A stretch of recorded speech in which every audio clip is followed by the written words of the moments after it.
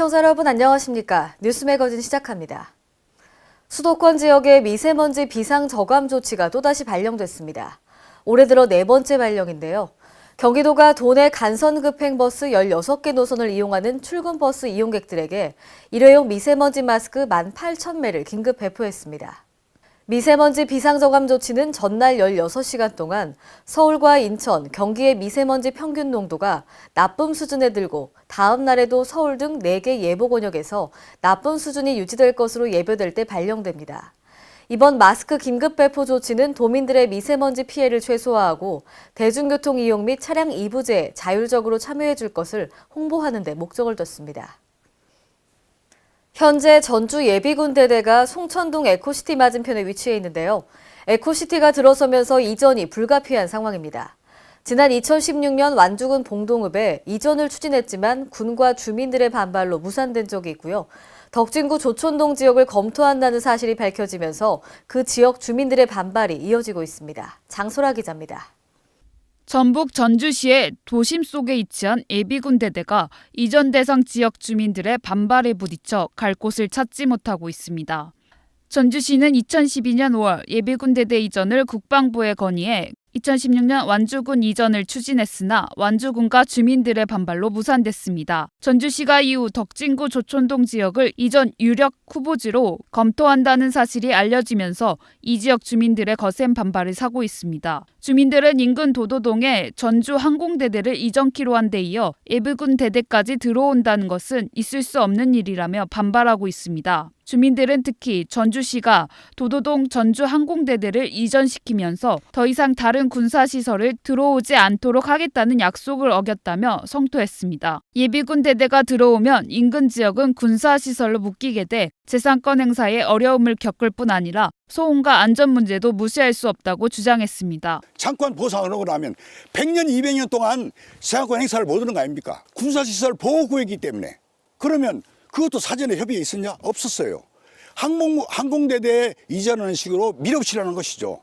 전주시 관계자는 예비군 대대 이전은 이르면 올 상반기까지 후보지를 물색 중에 있으며 아직까지 확정된 사안이 아니기 때문에 언급하기 조심스럽다고 말했습니다. KLN 장소라입니다. 광주광역시가 지역혁신 프로젝트 추진을 계기로 지역산업 맞춤형 일자리 창출에 더욱 속도를 냅니다.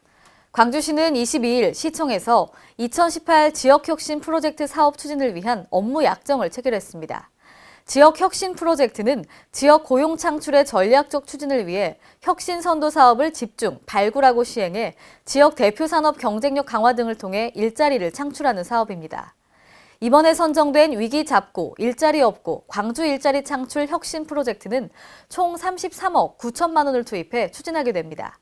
사업은 광주역 일자리 확산과 청년 잡, 희망 팩토리 등 7개로 진행됩니다.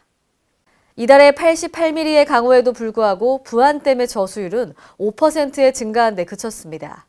이에 부안군 의회 임기태 의원은 부안댐을 준설해 양질의 성토제로 활용하고 저수량을 늘려야 할 때라고 촉구했습니다. 전예은 기자입니다. 생활용수와 농업용수 확보를 위해 가뭄에 취약한 전북 부안댐과 개화 조류지에 조속한 준설이 요구되고 있습니다. 부안군 의회 임기태 의원은 22일 제290회 임시회 본회의 자유발언을 통해 부안댐의 저수율이 27%로 떨어져 농사철이 곧 닥쳐오지만 농업용수는커녕 식수도 해결할 수가 없어 20% 감량 공급과 격일제 공급까지 추진하려 했다고 지적했습니다.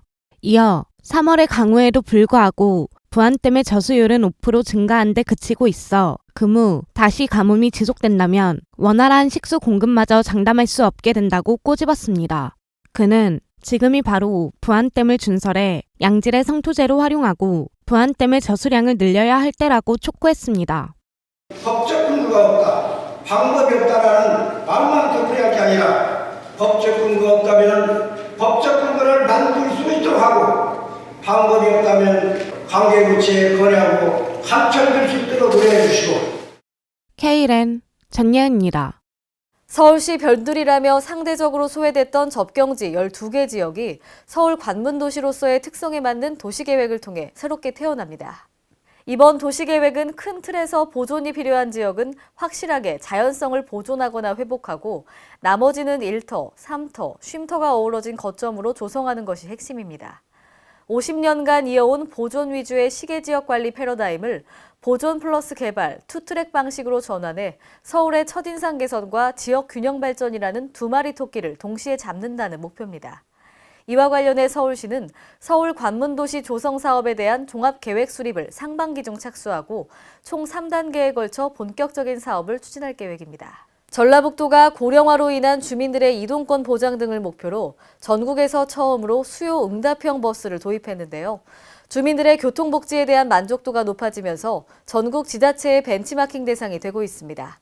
전예은 기자입니다. 2015년 전북도가 전국 최초로 도입해 운영 중인 수요응답형 대중교통 서비스, 이른바 행복콜버스가 도내 주민의 반역할은 물론 전국 지자체의 롤모델로 자리 잡았습니다. 이는 벽지 오지의 대중교통 체계를 변화시킨 혁신 사례로 현재 서울과 경남, 경북, 충남, 전남, 제주 등지에서도 잇따라 시행 중입니다. 현재 도내 행복콜버스는 8개 시군 21개 면에서 18대가 운영되고 있으며 지난해 이용객만 5만 명에 달했습니다. 기존의 버스 운영과 관련해서 여러 가지 불편사항이 있었을 텐데 지역 주민들의 발휘돼서 지역 주민들의 행복감을 좀 더 높여드리고자 본 사업을 추진하게 되었습니다. K랜 전예은입니다. 문재인 대통령의 지역 공약 1호인 아시아 스마트 농생명밸리 육성 방안을 위한 정책 포럼이 열렸습니다. 전라북도는 지난 22일 도청 대회의실에서 아시아 스마트 농생명밸리 정책 포럼을 개최했습니다. 이날 포럼에는 한국식품연구원 관계자 등이 토론자로 참여해 토론자들은 아시아 스마트 농생명밸리에 대한 비전과 농업의 미래 등에 대해 논의했습니다. 아시아 스마트 농생명밸리 조성은 식품, 종자, ICT 농기계 등 5대 클러스터를 활성화하고 지원 체계를 강화함으로써 국가 전략 사업으로 집중적으로 육성하기 위해 계획됐습니다. 오늘의 간추린 뉴스입니다. 광주광역시는 일할 능력이 있는 사람이면 누구나 경제활동에 참가할 수 있도록 더불어 일자리 지원 사업에 나섭니다. 이에 따라 광주시는 이달부터 총 5억 원을 투입해 지역 내 만 18세 이상, 만 60세 미만의 구직자를 대상으로 지원하는데요. 사업 대상은 구직 신청일 현재 미취업 상태에 있는 광주시 소재 거주자로 근로시간은 하루 4시간 또는 6시간 중 선택하면 됩니다. 참여 사업장은 광주시 소재 상시 근로자 3인 이상의 사업장으로 사업체 규모에 따라 1인에서 3인의 인건비를 최대 4개월간 지원할 계획입니다. 경상북도 안동시가 해변기를 맞아 호반 나들이길에 낙석 방지망 설치와 재해 위험 수목 제거에 나섭니다. 이에 시는 갈라지고 부서질 우려가 있는 바위 구간에 낙석 방지망 설치를 마무리하고 후에 생기는 위험 구간에 대한 정비도 이어갈 계획입니다. 또한 나들이길 주변의 고사목 등 부러질 위험이 높은 수목을 미리 제거하기로 했습니다. 한편 호반 나들이길은 민속촌 석빙고 앞에서 버금교까지 2km 구간에 안동댐 보조호수를 배경으로 한 산책로입니다. 전라남도는 고병원성 AI 발생과 산란계 계란 살충제 검출 등으로 소비자의 위생 안전성 요구가 높아짐에 따라 동물복지형 축산 시범 사업을 추진합니다. 이에 따라 전남도는 오는 30일까지 산란계 사육시설 2개소와 유경오리 사육시설 1개소를 신청받아 개소당 총 사업비 5억 원을 지원합니다. 지원시설은 급이, 급수시설, 온습도 환기자동화 시스템 등 축사시설, 방역시설 등입니다. 또 사업이 완료된 후 축산업 허가 및 농립축산검역본부에 동물복지 축산농장 인증을 2년 이내에 받아야 합니다.